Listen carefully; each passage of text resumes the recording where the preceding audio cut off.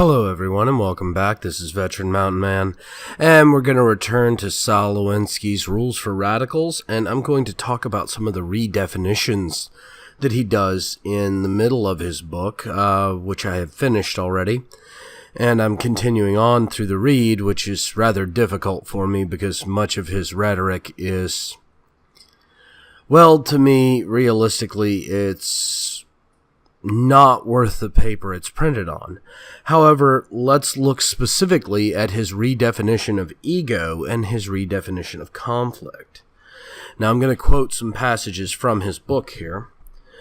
Nowhere in the relativity of the definition more germane to the area of life than the word ego. Anyone who is working against the haves is always facing odds, and in many cases, heavy odds. If he or she does not have that competent self-confidence, or call it ego, that he can win, then the battle is lost before it has even begun.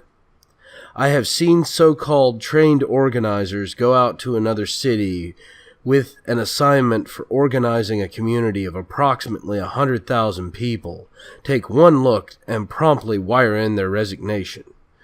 To be able to look at a community of people and tell yourself, I will organize them in so many weeks. I will take on the corporations, the press, and anything else, is to be a real organizer. Well, one of the things I wanted to bring up is that, specifically in this section of the book, he starts talking about community organizing.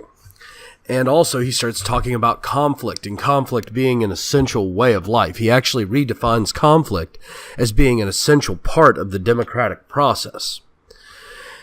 And in and of itself, this doesn't sound really bad. However, you've got to look at what he's actually talking about here. He's actually talking about manipulating the populace through words in order to force them into conflict. And he tries to relate this very similar to the American Revolution or the French Revolution. But these revolutions were organic. They started without community organizers. They didn't have people whipping up fervor. Instead, people were already fervently upset on their own, and therefore banded together to create what you're talking about artificially creating. The whole book is a method for creating an artifice of an organic revolution. And realistically, it fails pretty quickly. I mean, I'm only about 70 to 80 pages in, and nothing in it has actually shown how to assist an organic revolution, and only shown how to build a synthetic one. And that means that people aren't genuinely outraged, which pushes the whole book back to the idea that it is not separated from politics, as I said in my first review, and that it is realistically a user's guide for attempting to cause a socialist or communist revolution, not a guide for actual generic organic revolution. So I'm going to continue reading, and I'll probably post at least one or two more updates before I go to Reveal for Radicals by Saul Alinsky. But realistically, unless you're wanting to read some in-depth political philosophy, or you're wanting to create your own communist revolution, it's not worth reading, people. Well, thank you all again for listening. Remember to upvote and follow me here on VidMe. If you're catching me in syndication on YouTube, please like and subscribe.